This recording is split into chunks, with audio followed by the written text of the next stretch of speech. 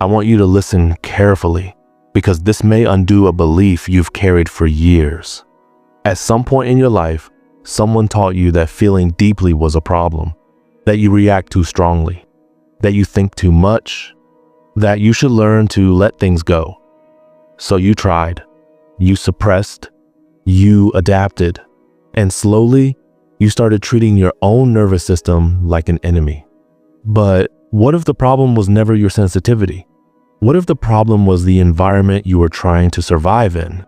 Today, I want to show you why some minds experience life more intensely, not because they are fragile, but because they are tuned differently. This isn't motivation. This is how your brain actually works. Let's start with a simple idea. Most people experience reality in broad strokes. They register what's necessary, filter the rest, and move on. But some brains don't filter as aggressively.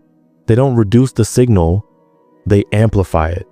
Your brain doesn't just notice events, it notices patterns, shifts, undertones, emotional temperature. This isn't imagination. It's neurological sensitivity. Researchers call this heightened sensory and emotional processing a nervous system that gathers more data before responding. Think of it like this. Most minds are optimized for speed. Yours is optimized for accuracy. Where others skim reality, you scan it. That's why crowded places drain you. Why tension in a room hits you before a word is spoken. Why your body reacts before your logic catches up. Your system is always asking a deeper question. What does this mean?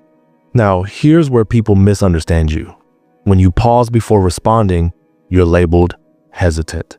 When you withdraw, you're labeled avoidant. When you feel deeply, you're labeled emotional. But internally, something else is happening. Your brain is running a high-cost operation. It's comparing past experiences, predicting consequences, reading emotional signals, simulating outcomes. That pause isn't weakness. It's processing. And yes, it costs energy. That's why you burn out faster. Not because you're incapable, but because you're doing more cognitive work per moment than most people ever notice. This brings us to something important. You were never meant to function like everyone else. From an evolutionary perspective, groups never survived on one personality type alone. Yes, they needed action-oriented individuals, the ones who moved fast and took risks. But they also needed people who sensed danger early, who noticed inconsistency, who read between behaviors, not just words. Those people weren't loud. They weren't dominant. They were perceptive. They were the early warning system. Fast forward to modern life. We've built a world that rewards speed, noise, constant exposure, constant reaction. A world optimized for output, not depth. So when a depth-oriented nervous system lives in a surface-level environment, it feels broken. But it isn't. It's misused. Here's a metaphor that changes everything. Some people are biologically resilient across conditions. They adapt almost anywhere. Others are biologically responsive to conditions. Put them in chaos, they decline. Put them in alignment, they outperform. This isn't weakness. It's sensitivity to context, which means something critical. Your growth is environment dependent. You don't need to become tougher. You need to become more selective. Selective with stimulation. Selective with people. Selective with noise, conflict, and emotional access. Because your nervous system records everything. And when you ignore that truth, your body pays the price. Withdrawal, shutdown, overthinking, exhaustion. Those aren't character flaws. They're feedback signals.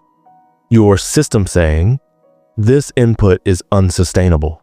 So here's the reframe that matters. Your job isn't to numb yourself to survive the world. Your job is to design a life your nervous system can thrive in.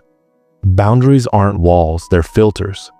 Solitude isn't avoidance, it's recovery. Depth isn't inefficiency, it's your edge. And when you stop fighting how you're built, something shifts. Your clarity sharpens. Your intuition strengthens. Your insight deepens. You stop reacting. you start seeing. Now, one last thing. People with this kind of nervous system often go quiet online. They observe more than they speak.